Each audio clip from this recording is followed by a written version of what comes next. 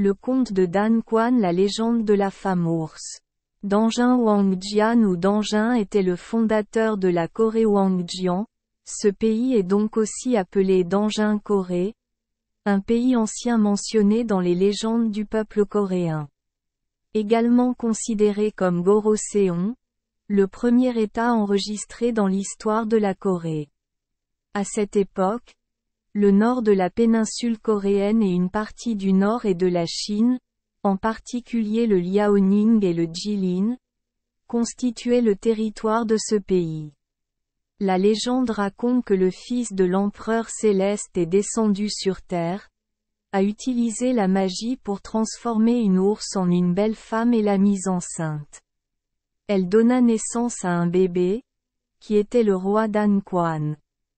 Il existe de nombreuses légendes sur l'origine de ce fondateur, mais la plus célèbre et la plus acceptée est l'histoire de Hoanung, le fils de Tien de Hoannan et de Eungnu. Parce qu'il était l'un des plus jeunes enfants de l'espoir de Hoannan de succéder à son père était très petit, alors Hoanung a demandé de manière proactive à son père de redescendre sur terre afin de pouvoir gouverner sa propre terre et aussi d'éviter les conflits avec ses frères. Hoannan a examiné le monde humain, il a regardé vers le monde inférieur et a vu que la terre située entre le mont Engi Taiba, aujourd'hui la montagne Tamengi, et la montagne Bagdo, Corée du Nord, était un endroit approprié pour construire un royaume d'humains. Il remit 3 Tien Phoan, épée, miroir avec goutte d'eau en bronze, et permit à Hoanung de gouverner le monde humain. Après cela, Hoanung a quitté le monde céleste pour descendre à l'arbre de l'autel divin au sommet de la montagne Taibak, aujourd'hui montagne Bagdo de Corée du Nord, avec sa cour comprenant Fongba, Vusu, Vansu et 3000 subordonnés.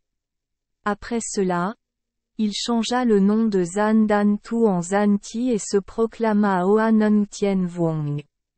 Hoanung entreprend 360 tâches du monde humain comme le bien et le mal, la maladie, la punition, le riz. Un jour, un tigre et un ours viennent voir Hoanung, le suppliant de les aider à se transformer en humains.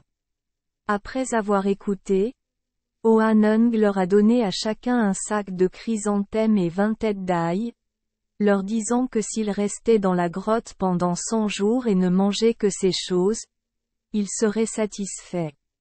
Après un certain temps, le tigre ne pouvait plus supporter les épreuves, alors il est parti et seul l'ours est resté pour tout manger patiemment après l'expiration des 100 jours. L'ours s'est transformé en une femme appelée Eungnu, Ungnyeo. Eungnu est extrêmement reconnaissant envers Hoanung. Mais au fil du temps, elle s'est rendue compte qu'aucun homme ne voulait de sa compagnie, alors elle s'est rendue au bois de santal sacré au sommet de la montagne Tabek-san et a prié pour avoir un enfant. Hoanung a été ému par les paroles de Eungnu et a décidé de se transformer en homme et de l'épouser. Eungnu a donné naissance à un fils en bonne santé. Ce fils est Dan Quan Wongkiem. Wangjian, également connu sous le nom de Tan Quan Wongkiem ou Tan Quan, a établi la capitale sous le nom de Pyongyang, Pingran, et a adopté le nom du pays sous le nom de Trieu-Korea, Chaojian, désormais connu sous le nom de Goroseon, Gu-Chaojian. Distingué là de la Corée féodale. Un jour, Danjun a déplacé la capitale de Pyongyang à Asida. Au pied de la montagne Baiyue-shan, maintenant connue sous le nom de montagne des 9 lunes, Jiuyue-shan, de Corée du Nord. Par la suite, Danjun dirigea la Corée pendant 1500 ans. L'année du roi Wang, de l'état de Zhou, la Chine monta sur le trône et Tan Quan abdiqua le trône au profit de Jizi, et devint le dieu de la montagne d'Azita. À cette époque, l'espérance de vie de Dan Quan était de 1908 ans. Dan Quan le dieu est la source d'inspiration dans les arts martiaux. L'influence de Dan Quan perdure encore aujourd'hui. Par exemple, parmi ceux qui suivent le chamanisme en Corée, Dan Quan est vénéré comme un dieu. Un certain nombre de mouvements d'adoration avec Dan Quan ont également été lancés dans l'histoire. Cependant, ce système de croyance traditionnelle ne serait pratiqué que par une petite population de Coréens. Une autre influence de la figure Dan Quan peut être vue dans le célèbre art martial coréen Taekwondo.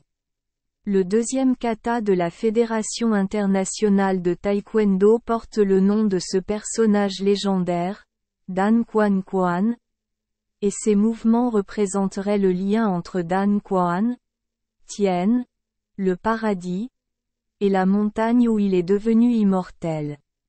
Est connu sous le nom de « jour de la fondation », et est également un jour férié en Corée, car on dit que c'était le jour où Goroseon était célébré. L'armée a été fondée en 2333 avant Jésus-Christ. Merci les enfants des Esperluette Croisillon 39. Avoir écouté des contes de fées au jour Esperluette Croisillon 39. 8. Espérons que les histoires apporteront aux enfants des moments heureux et significatifs.